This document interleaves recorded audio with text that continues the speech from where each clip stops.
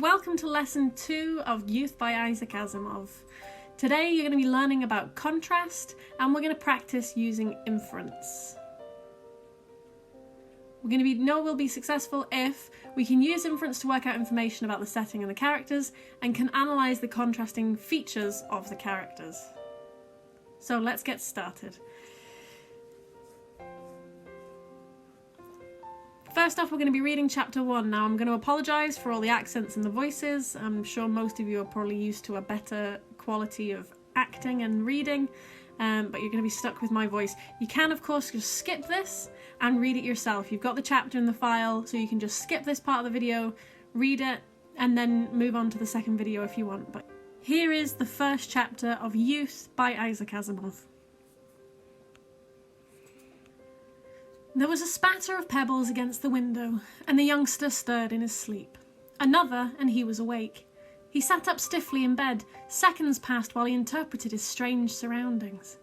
He wasn't in his own home, of course. This was out in the country. It was colder than it should be, and there was green at the window. "Slim!" The call was a hoarse, urgent whisper, and the youngster bounded to the open window. Slim wasn't his real name, but the new friend he had made the day before had needed only one look at his slight figure to say, "You're Slim," he added. "I'm Red." Red wasn't his real name either, but its appropriateness was obvious.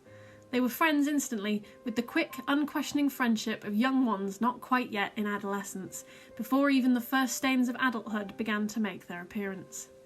Slim cried, "Hi, Red," and waved cheerfully, still blinking the sleep out of himself. Red kept to his croaking whisper, "Quiet, you want to wake somebody?"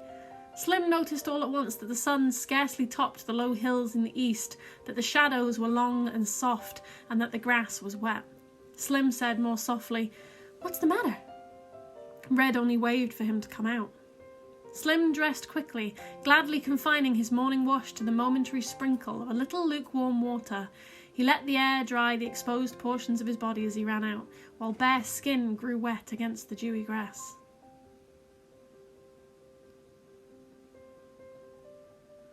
Red said, "You gotta be quiet. If Mom wakes up, or Dad, or your dad, or even any of the hands, then it'll be, 'Come in or you'll catch your death of cold.'" He mimicked voice and tone faithfully, so that Slim laughed and thought that there had never been so funny a fellow as Red. Slim said eagerly, "Do you come out here every day like this, Red? Real early? It's like the whole world is yours, isn't it, Red?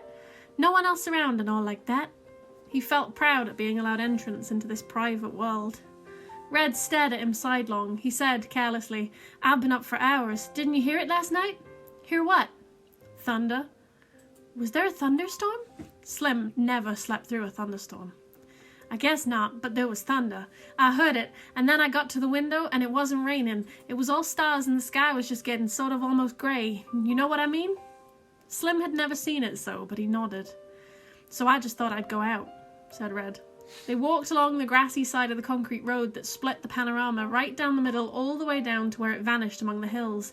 It was so old that Red's father couldn't tell Red when it had been built. It didn't have a crack or a rough spot in it. Red said, "Can you keep a secret?" "Sure, Red. What kind of secret?" "Just a secret. Maybe I'll tell you, maybe I won't. I don't know yet." Red broke a long, supple stem from a fern they passed, methodically stripped it of its leaflets, and swung what was left whip fashion. For a moment, he was on a wild charger which reared and champed under his iron control. Then he got tired, tossed the whip aside, and stowed the charger away in a corner of his imagination for future use. He said, "There'll be a circus around." Slim said, "That's no secret. I knew that. My dad told me even before we came here. That's not the secret. Fine secret. Ever see a circus?" "Oh, sure, you bet." "Like it?" "Say, there isn't anything I like better." Red was watching out the corner of his eyes again.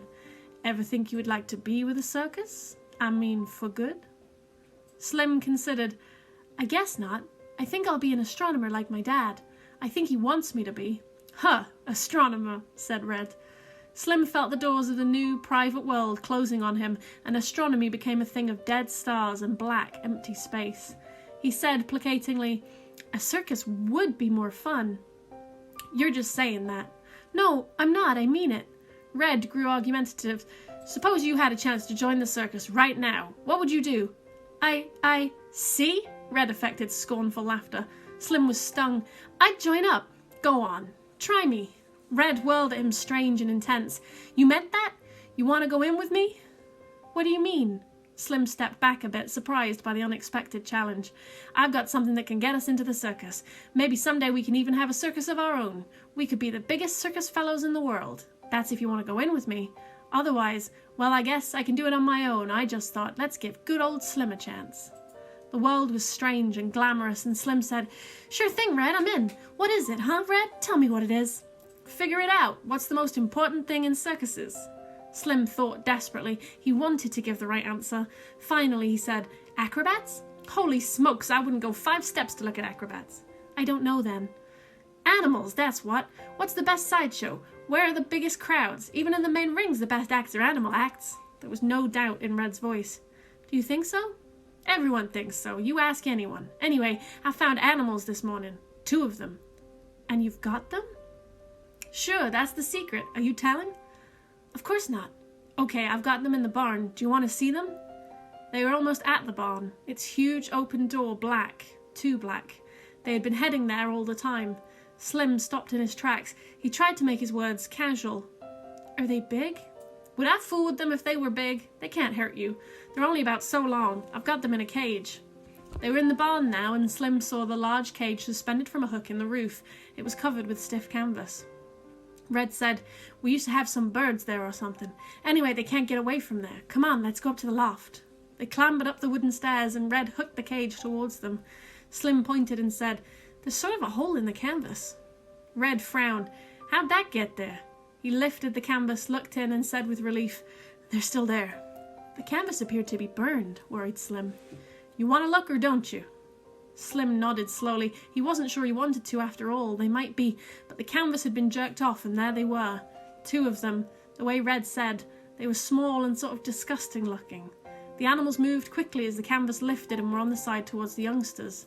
Red poked a cautious finger at them. Watch out, said Slim in agony.